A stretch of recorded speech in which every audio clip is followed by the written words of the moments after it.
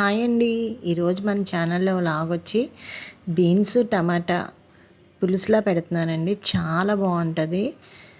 దగ్గరికి వండుకుంటే అండి ఈ పులుసు టేస్ట్గా ఉంటుందండి. బీన్స్ అన్ని చోట్ల దొరకవు. మాకైతే ఇవి కాకినాడ నుంచి తెచ్చారండి, పచ్చివి బీన్స్. ఈ పచ్చి వాటిని చక్కగా డైరెక్ట్గా మనం కర్రీ అయితే వండేసుకోవచ్చండి. ముందుగా నేను కుక్కర్ తీసుకున్నాను.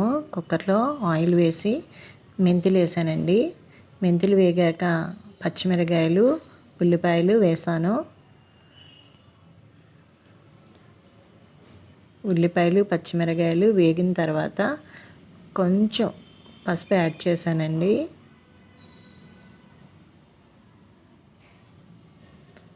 ఇందులోకి ఒక 5 టమాటాలు ముక్కలు కట్ చేసి వేసానండి. ముందుగా టమాటాలు వేసుకుంటే బాగా మగ్గుతాయండి టమాటాలు. అలాగే కరివేపాకు, కొత్తిమీర కూడా యాడ్ చేశాను.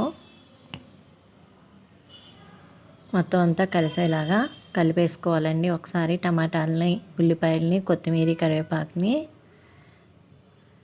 ఈ టమాటాలు మగ్గడానికి స్టవ్ని సిమ్లో పెట్టుకొని కుక్కర్ మూత, గ్యాస్ కట్ లేకుండా కుక్కర్ మూత అట్లా పెట్టేసుకుంటే అండి టమాటాలు బాగా మగ్గిపోతాయండి. ఒక 5 మినిట్స్ తర్వాత చూసారా అండి, మూత తీస్తే టమాటాలు ఎంత మెత్తగా మగ్గిపోయినాయో. మనం గరిటితో అట్లా నొక్కితే మగ్గినాయో లేదో కూడా బాగా తెలుస్తుందండి. టమాటా అయితే చాలా గుజ్జు కింద అయిపోతుందండి ఇలా మూత పెట్టుకుని టమాటా మగ్గిస్తే. టమాటాలన్నీ మగ్గిపోయిన తర్వాత బీన్స్ శుభ్రంగా కడుక్కొని కర్రీలో యాడ్ చేస్తున్నానండి టమాటాల్లో. ఈ పచ్చి బీన్స్ దొరికితే కనుక ఎవరైనా సరే చక్కగా ఇలా కర్రీస్ వండుకుంటే చాలా టేస్ట్గా ఉంటాయండి. మనకి ఎక్కువ డ్రై అయిపోయిన బీన్స్ దొరుకుతాయండి. ఇలా పచ్చివి కొనుక్కున్నప్పుడు ఆ టేస్ట్ వేరుగా ఉంటుందండి. పచ్చివి దొరికితే మటుకు చక్కగా ఇలా కర్రీ చేసుకోవచ్చండి. నేను 2 స్పూన్లు కారం యాడ్ చేశాను.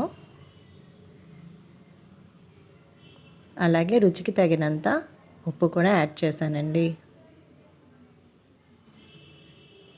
అంతా కలిసేలాగా ఒకసారి కలిపేసుకోవాలి.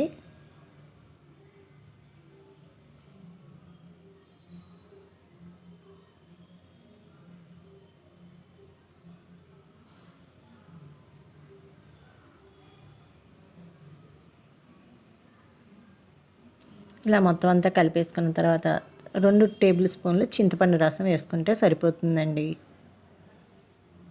జస్ట్ వేసాము అన్న పేరుకి 2 టేబుల్ స్పూన్లు చింతపండు రసం యాడ్ చేసుకోవాలి. ఇష్టం లేని వాళ్ళు చింతపండు రసాన్ని స్కిప్ చేసేయచ్చు. చింతపండు రసం వేయడం వల్ల ఫ్లేవర్ అయితే బాగుంటుందండి కర్రీకి. ఇప్పుడు తగినంత వాటర్ యాడ్ చేశాను. ఒకసారి అంతా కలిపేసుకొని ఇప్పుడు మనం కుక్కర్ మూత పెట్టేసుకోవచ్చండి. కుక్కర్ మూత పెట్టుకొని 2 విజిల్స్ రాగానే మనం స్టవ్ ఆపేసుకోవచ్చండి. 2 విజిల్స్ వస్తే సరిపోతుందండి. బీన్స్ అయితే చాలా బాగా ఉడికిపోతాయండి. 2 విజిల్స్ వచ్చిన తర్వాత నేను కుక్కర్ మూత తీసాను. ఇంకొంచెం దగ్గరికి కావాలి అనుకున్నప్పుడు స్టవ్ మళ్ళీ వెలిగించుకొని ఇట్లా కొంచెం దగ్గరికి అయ్యే వరకు ఉంచుకోవాలండి. పులుసు కనుక ఇలా పలుచగా ఉంటేనే బాగుంటుందండి. రైస్లోకి, చపాతీలో నంచుకోవడానికి, పుల్కాల్లో నంచుకోవడానికి చాలా టేస్ట్గా ఉంటుందండి బీన్స్ టమాటా కర్రీ. ఒకసారి నేను చేసిన విధానం నచ్చితే కనుక మీరు కూడా ట్రై చేసి నాకు కామెంట్లో పెట్టండి. నా వీడియో కనుక నచ్చితే లైక్ చేయండి, షేర్ చేయండి, సబ్స్క్రైబ్ చేయండి. థ్యాంక్స్ అండి.